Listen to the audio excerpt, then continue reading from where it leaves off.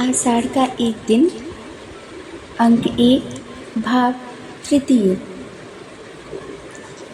अंबिका, तो उसमें बाधा क्या है?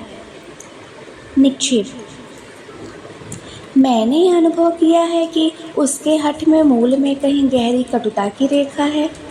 मल्लिका, मैं जानती हूँ वह रेखा कहाँ है। कुछ समय पहले एक राजपुरुष से उनका सामना हो चुका है। निक्षेप, उस कटुता को केवल तुम ही दूर कर सकती हो मल्लिका। अवसर किसी की प्रतीक्षा नहीं करता।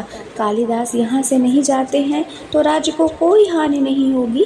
राजकवि का आसन रिक्त नहीं रहेगा, परंतु कालिदास जो आज हैं जीवन भर वही रहेंगे, एक स्थानीय कवि। जो लोग आज रिव संहार की प्रशंसा कर रहे हैं वे भी कुछ दिनों में उन्हें भूल जाएंगे। मल्लिका अपने में खोई सी उठ खड़ी होती है। मल्लिका, नहीं, उन्हें सम्मान का तिरस्कार नहीं करना चाहिए। यह सम्मान उनके व्यक्तित्व का है। उन्हें अपने व्यक्तित्व को उसके अधिकार से वंचित नहीं करना चाहिए। चलिए, मैं आपके साथ जगदम्बा के मंदिर में चलती हूँ। अंबिका सहसा खड़ी हो जाती है। अंबिका, मल्लिका। मल्लिका स्थिर दृष्टि से अंबिका को देखती है। मल्लिका, माँ।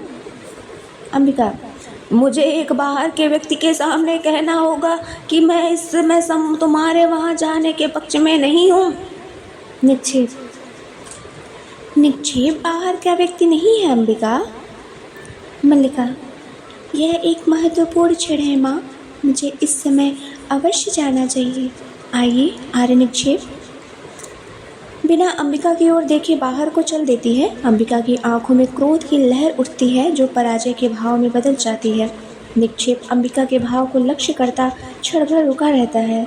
निक्षेप, क्षमा चाहता हूँ अंबिका। मल्लिका के पीछे चला जाता है। अंबिका को क्षण आंखें मूंदे खड़ी रहती है, फिर घर की वस्तुओं को एक एक करके देखती है और जैसे टूटी सी चौकी पर बैठकर थाली के चावलों को मसलने लगती है। आंखों से आंसू मढ़ाते हैं जिन्हें वह आंचल से पोंछ लेती है। प्रकाश कम हो जाता है। अंबिका के कंठ से रूधा सा स्वर निकलता है। अंबिका, भावना, ओह। आंचल में मुँह छिपा लेती है। प्रकाश कुछ और क्षीण हो जाता है। तभी ड्योढ़ी के अंधेरे में अग्निकाष्ठ की लौ चमक उठती है। विलोम अग्निकाष्ठ को हाथ में लिए बाहर आता है। अंबिका को इस तरह बैठे देखकर क्षण भर वह रुका रहता है, फिर पास चला आता है। विलोम, घिरे हुए मेघों ने आज अंधकार कर दिया अंबिका, या तुम्हें समय का ज्ञान नहीं रहा? अंबिका आंचल से मुंह उठाती है। अग्निकाष्ठ के प्रकाश में उसके मुख की रेखाएं गहरी और आंखें धसी सी दिखाई देती हैं। आश्चर्य है तुमने दीपक नहीं जलाया। अंबिका, विलोम, तुम यहाँ क्यों आए हो? विलोम बाईं ओर के दीपक के निकट चला जाता है। विलोम, दीपक जला दूं? अग्निकाष्ठ से छूकर दीपक जला देता है। विलोम का आना ऐसे आश्चर्य का विषय नहीं है। जाकर सामने के दीपक जलाने लगता है। अंबिका उठ खड़ी होती है। अंबिका, चले जाओ विलोम, तुम जानते हो कि तुम्हारा यहाँ आना। विलोम, मल्लिका को सह नहीं है। दीपक जलाकर अंबिका की ओर देखता है। जानता हूँ अंबिका, मल्लिका बहुत भोली है। वह लोक जीवन के संबंध में कुछ नहीं जानती। दीवार में बने आधार में अग्निकाष्ठ तिरछा लगा देता है। वह नहीं चाहती कि मैं इस समय घर में आऊँ, क्योंकि कालिदास नहीं चाहता। घूमकर अंबिका के पास आता है।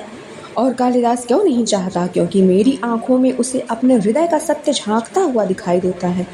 उसे उलझन होती है, किंतु तुम तो जानती हो अंबिका, मेरा एकमात्र दोष यह है कि मैं जो अनुभव करता हूँ उसे स्पष्ट कह देता हूँ। अंबिका, मैं इस समय तुम्हारे दोष अदोष का विवेचन नहीं करना चाहती। विलोम, देख रहा हूँ इस समय तुम बहुत दुखी हो, और तुम दुखी कब नहीं रही अंबिका? तुम्हारा तो जीवन ही पीड़ा का इतिहास है। पहले से कहीं दुबली हो गई हो। सुना है कालिदास उज्जैनी जा रहा है। अंबिका, मैं नहीं जानती। विलोम जैसे उसकी बात न सुनकर झरोखे के पास चला जाता है। विलोम, राज्य की ओर से उसका सम्मान होगा। कालिदास राजकवि के रूप में उज्जैनी में रहेगा। मैं समझता हूँ उसके जाने से पहले ही उसका और मल्लिका का विवाह हो जाना चाहिए। इस संबंध में तुमने सोचा तो होगा ही।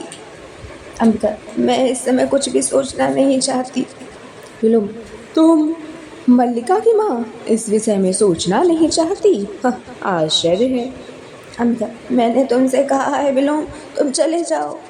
विलोम, कालिदास उज्जैनी चला जाएगा और मल्लिका, जिसका नाम उसके कारण सारे प्रांतर में अपवाद का विषय बना है, पीछे यहाँ पड़ी रहेगी? क्यों अंबिका? अंबिका कुछ न कहकर आसन पर बैठ जाती है। विलोम घूमकर उसके सामने आ जाता है। क्यों? तुमने इतने वर्ष सारी पीड़ा क्या इसी के लिए सही है? दूर से देखने वाला भी जान सकता है इन वर्षों में तुम्हारे साथ क्या क्या बीता है। समय ने तुम्हारे मन, शरीर और आत्मा की इकाई को तोड़कर रख दिया है। तुमने तिल तिल करके अपने को गलाया है कि मल्लिका को किसी अभाव का अनुभव न हो, और आज जबकि उसके लिए जीवन भर के अभाव का प्रश्न सामने है, तुमको सोचना नहीं चाहती? अंबिका, तुम यह सब कहकर मेरा दुख कम नहीं कर रहे हो विलोम। मैं अनुरोध करती हूँ कि तुम इस समय मुझे अकेली रहने दो। विलोम, मैं इस समय अपना तुम्हारे पास होना बहुत आवश्यक समझता हूँ अंबिका। मैं ये सब बातें तुमसे नहीं, उससे कहने के लिए आया हूँ। आशा कर रहा हूँ कि वह मल्लिका के साथ अभी यहाँ आएगा। मैंने मल्लिका को जगदम्बा के मंदिर की ओर जाते देखा है। मैं यहीं उसकी प्रतीक्षा करना चाहता हूँ। ड्योढ़ी से कालिदास और उसके पीछे मल्लिका आती है। कालिदास, अधिक प्रतीक्षा नहीं करनी पड़ेगी विलोम। विलोम को देखकर मल्लिका की आंखों में क्रोध और वितृष्णा का भाव उमड़ आता है। वह झरोखे की ओर चली जाती है। कालिदास विलोम के पास आता है। मैं जानता हूँ कि तुम कहाँ, किस समय और क्यों मेरे साक्षात के लिए उत्सुक होते हो। कहो, आजकल किस नए छंद का अभ्यास कर रहे हो? विलोम, छंदों का अभ्यास मेरी वृत्ति नहीं है। कालिदास, मैं जानता हूँ तुम्हारी वृत्ति दूसरी है। क्षण भर उसकी आंखों में देखता रहता है। उस वृत्ति ने संभवतः छंदों का अभ्यास सर्वथा छुड़ा दिया है। विलोम, आज निसंदेह तुम छंदों के अभ्यास पर गर्व कर सकते हो। अग्निकाष्ठ के पास जाकर उसे सहलाने लगता है। प्रकाश उसके मुख पर पड़ता है। सुना है राजधानी से निमंत्रण आया है। कालिदास, सुना मैंने भी है। तुम्हें दुख हुआ? विलोम, दुख? हा, हाँ, बहुत दुख हुआ। एक मित्र के बिछुड़ने का किसे दुख नहीं होता। कल ब्रह्म मुहूर्त में ही चले जाओगे ना? कालिदास, मैं नहीं जानता। विलोम, मैं जानता हूँ। आचार्य कल ब्रह्म मुहूर्त में ही लौट जाना चाहते हैं। राजधानी के वैभव में जाकर ग्राम प्रांतर को भूल तो नहीं जाओगे? एक दृष्टि मल्लिका पर डालकर फिर कालिदास की ओर देखता है। सुना है वहाँ जाकर व्यक्ति बहुत व्यस्त हो जाता है। वहाँ के जीवन में कई तरह के आकर्षण हैं, रंगशालाएं, मदिरालय और तरह तरह की विलास भूमियाँ। मल्लिका के भाव में बहुत कठोरता आ जाती है। मल्लिका, अरे विलोम, यह समय और यह स्थान इन बातों के लिए नहीं है। मैं इस समय आपको यहाँ देखने की आशा नहीं कर रही थी। विलोम, मैं जानता हूँ तुम इस समय मुझे यहाँ देखकर प्रसन्न नहीं हो, परंतु मैं अंबिका से मिलने आया था। बहुत दिनों से भेंट नहीं हुई थी। यह ऐसी अप्रत्याशित बात नहीं है मल्लिका। कालिदास, विलोम का कुछ भी कहना अप्रत्याशित नहीं है। हाँ, कई कुछ न करना अप्रत्याशित हो सकता है। विलोम, यह वास्तव में प्रसन्नता का विषय है कालिदास कि हम दोनों एक दूसरे को इतना अच्छी तरह से समझते हैं। निसंदेह मेरे स्वभाव में ऐसा कुछ नहीं है जो तुमसे छिपा हो। क्षण भर कालिदास की आंखों में देखता रहता है। विलोम, क्या है?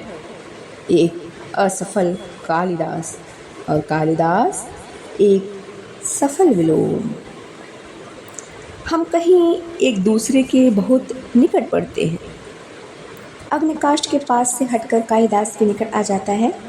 कालिदास, निसंदेह सभी विपरीत एक दूसरे के बहुत निकट पड़ते हैं। विलोम, अच्छा है, तुम इस सत्य को स्वीकार करते हो। मैं उस निकटता के अधिकार से तुमसे एक प्रश्न पूछ सकता हूँ? संभव है कि फिर कभी तुमसे बात करने का अवसर ही न प्राप्त हो। एक दिन का व्यवधान तुम्हें हमसे बहुत दूर कर देगा, है ना? कालिदास, वर्षों का व्यवधान भी विपरीत को विपरीत से दूर नहीं करता। मैं तुम्हारा प्रश्न सुनने के लिए उत्सुक हूँ। विलोम बहुत पास आकर उसके कंधे पर हाथ रख देता है। विलोम, मैं जानना चाहता हूँ कि तुम अभी तक वही कालिदास हो ना? अर्थपूर्ण दृष्टि से अंबिका की ओर देख लेता है। कालिदास, मैं तुम्हारा अभिप्राय नहीं समझ सका। उसका हाथ अपने कंधे से हटा देता है। विलोम, मेरा अभिप्राय है कि तुम अभी तक वही व्यक्ति हो जो कल थे। मल्लिका झरोखे के पास से उधर को बढ़ाती है। मल्लिका, अरे विलोम, मैं इस प्रकार की अनर्गलता शामिल नहीं समझती। विलोम, अनर्गलता? अंबिका के निकट आ जाता है। कालिदास तो एक पग दूसरी ओर चला जाता है। इसमें अनर्गलता क्या है? मैं बहुत सार्थक प्रश्न पूछ रहा हूँ। क्यों कालिदास, मेरा प्रश्न सार्थक नहीं है? क्यों? अंबिका। अंबिका अव्यवस्थित भाव से उठ खड़ी होती है। अंबिका, मैं इस संबंध में कुछ नहीं जानती और नहीं जानना चाहती हूँ। अंदर की ओर चल देती है। विलोम, ठहरो अंबिका। अंबिका रुककर उसको देखती है। आज तक ग्राम प्रांतर में कालिदास के साथ मल्लिका के संबंध को लेकर बहुत कुछ कहा जाता रहा है। मल्लिका एक पग और आगे आ जाती है। मल्लिका, अरे विलोम, आप। विलोम, उसे दृष्टि में रखते हुए क्या है उचित नहीं है कि कालिदास यह स्पष्ट बता दे कि उसे उज्जैनी अकेले ही जाना है या? मल्लिका, कालिदास आपके किसी भी प्रश्न का उत्तर देने के लिए बाध्य नहीं है। विलोम, मैं कब कहता हूँ कि बाध्य है, परंतु संभव है कालिदास का अंतःकरण से उत्तर देने के लिए बाध्य करे। क्यों कालिदास? कालिदास मुड़ पड़ता है। दोनों एक दूसरे के सामने आ जाते हैं। कालिदास, मैं तुम्हारी प्रशंसा करने के लिए अवश्य बाध्य हूँ। तुम दूसरों के घर में ही नहीं, उनके जीवन में ही अनाधिकार प्रवेश कर जाते हो। विलोम, अनधिकार प्रवेश? मैं?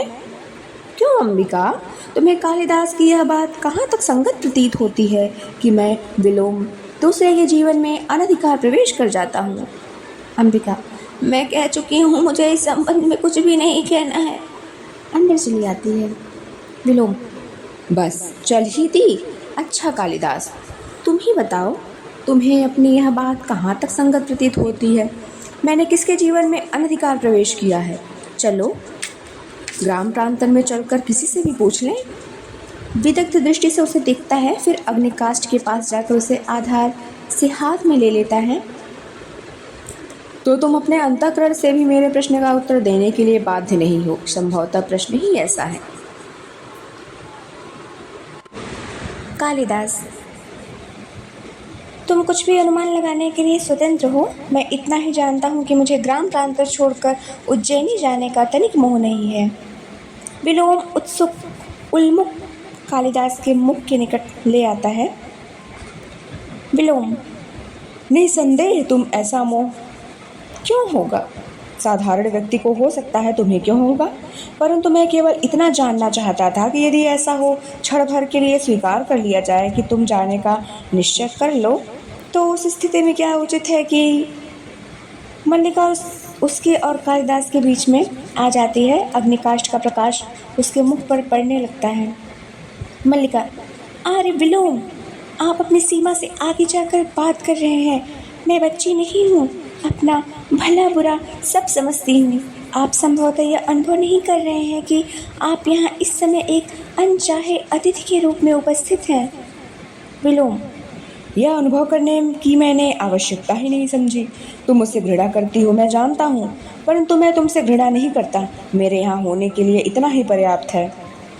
अग्निकाष्ठ का प्रकाश फिर कालिदास के चेहरे पर डालता है। और एक बात कालिदास से करना भी चाहता था। अर्थपूर्ण दृष्टि से कालिदास को देखकर फिर मल्लिका की ओर देखता है। तुम कालिदास के बहुत निकट हो, परंतु मैं कालिदास को तुमसे अधिक जानता हूँ। पुनः एक एक करके दोनों की ओर देखता है और ढेवड़ी की ओर चल देता है। ढेवड़ी के पास मुड़कर फिर कालिदास की ओर देखता है।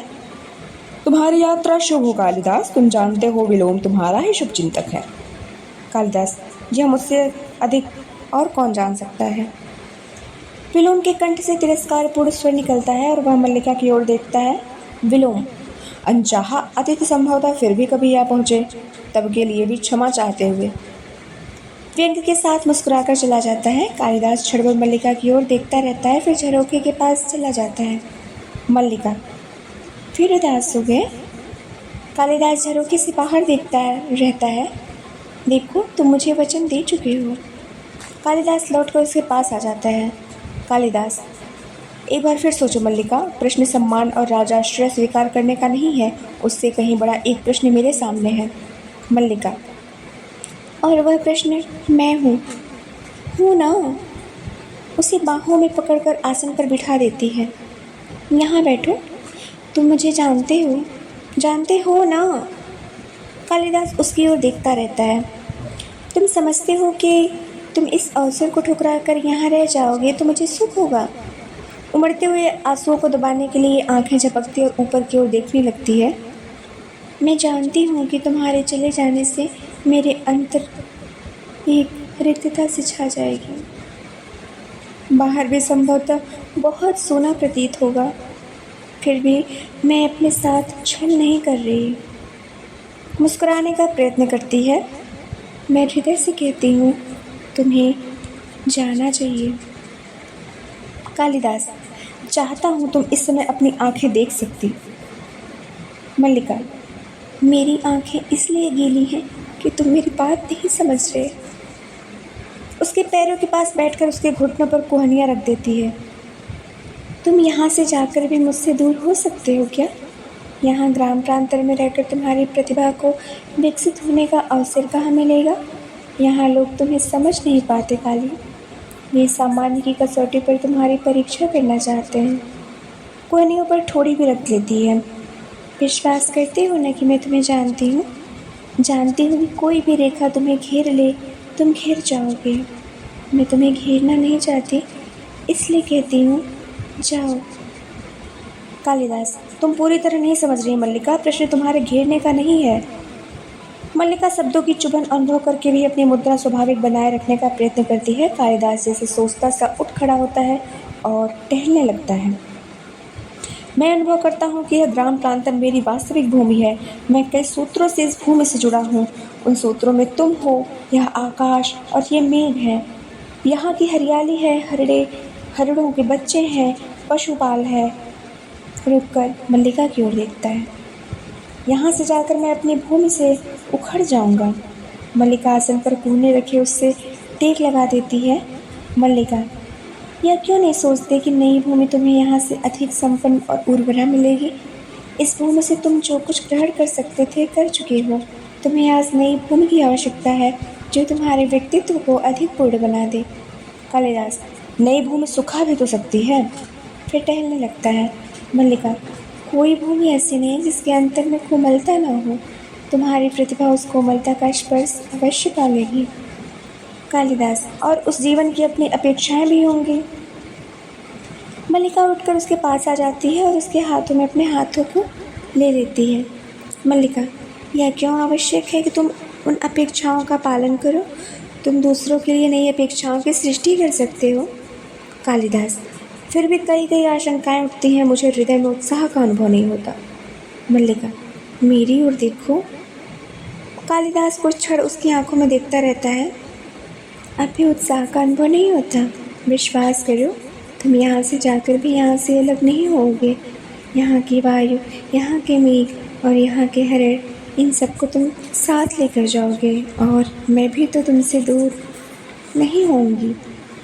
जब भी तुम्हारे निकट होना चाहूँगी, पर्वत शिखर पर चली जाऊँगी और उड़कर आते मेघों में घिर जाया करूँगी। बिजली कौंधती है और मेघ गर्जन सुनाई देता है। कालिदास उसके हाथ पकड़े रहता है। मल्लिका पलकें झपकाकर अपने आंसू सुखाती है।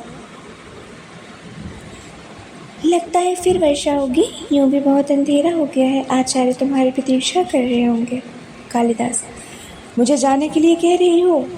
मल्लिका, हाँ, देखना, मैं तुम्हारे पीछे प्रसन्न रहूँगी, बहुत घूमूंगी और हर संध्या को जगदम्बा के मंदिर में सूर्यास्त देखने जाया करूँगी। कालिदास, इसका अर्थ है तुमसे विदा लूँ? मल्लिका, नहीं, विदा तो मैं नहीं दूँगी। जा रही हो इसलिए केवल प्रार्थना करूँगी कि तुम्हारा पथ प्रशस्त हो। उसके हाथ छोड़ देती है। जाओ। कालिदास पल भर आंखें मूंदे रहता है, फिर झटके से चला जाता है। मल्लिका हाथों में मुँह छिपाए आसन पर जा बैठती है। तीव्र मेघ गर्जन सुनाई देता है और साथ वर्षा का शब्द सुनाई देने लगता है। मल्लिका अपने को रोकने का प्रयत्न करती हुई भी सिसक उठती है। अंबिका हृदय अंदर से आकर उसके सिर पर हाथ रखती है और उसका मुंह ऊपर उठाती है। अंबिका, मल्लिका। मल्लिका आसन से उठ खड़ी होती है और झरोखे के पास जाकर उससे सिर टिका लेती है। अंबिका, तुम स्वस्थ नहीं हो मल्लिका, चलो अंदर चलकर विश्राम कर लो। मल्लिका अपनी सिसकियां दबाने का प्रयत्न करती हुई उसी तरफ खड़ी रहती है। मल्लिका, मुझे यहीं रहने दो माँ, मैं अस्वस्थ नहीं हूँ। देखो माँ, चारों ओर कितने गहरे मेघ घिर गए, कल ये मेघ उज्जैनी की ओर उठ जाएंगे। पुनः हाथों में मुंह छिपाकर सिसक उठती है। अंबिका पास जाकर उसे अपने से सटा लेती है। अंबिका, रो नहीं मल्लिका। मल्लिका, मैं रो नहीं रही हूँ माँ, मेरी आंखों से जो बरस रहा है यह दुख नहीं है, यह सुख है माँ, सुख है। अंबिका के वक्ष में मुंह छिपा लेती है। पुनः मेघ गर्जन सुनाई देता है और वर्षा का शब्द और भी ऊंचा हो जाता है। प्रथम अंग समाप्त।